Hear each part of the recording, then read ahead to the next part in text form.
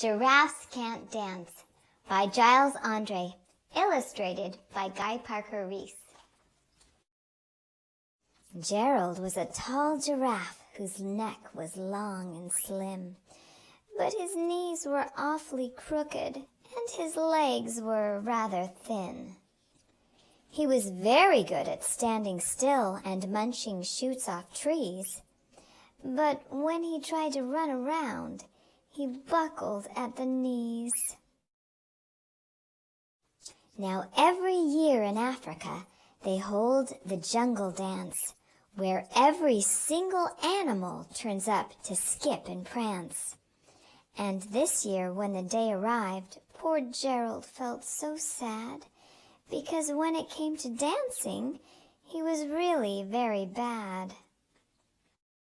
The warthogs started waltzing, and the rhinos rocked and rolled.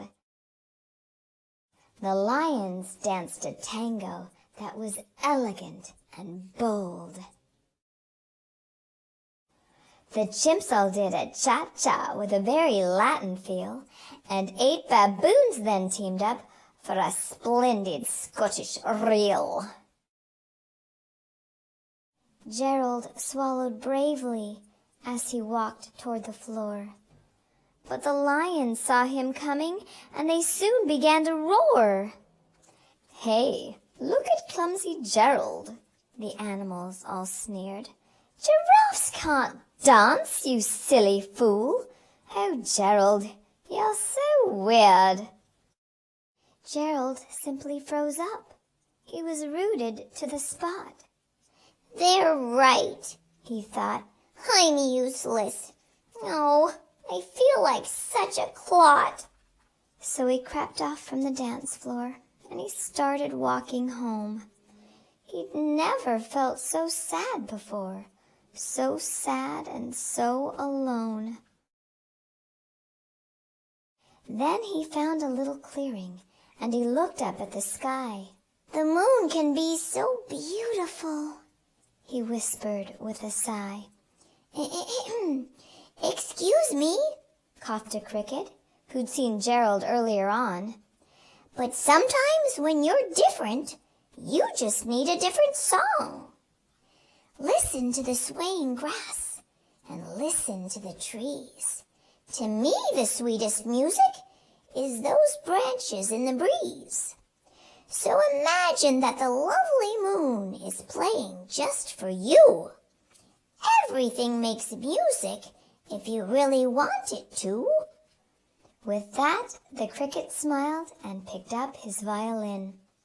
Then Gerald felt his body do the most amazing thing. His hooves had started shuffling, making circles on the ground. His neck was gently swaying, and his tail was swishing round. He threw his arms out sideways and he swung them everywhere. Then he did a backward somersault and leapt up in the air. Gerald felt so wonderful. His mouth was open wide. "I am dancing! Yes, I'm dancing! I am dancing!" Gerald cried.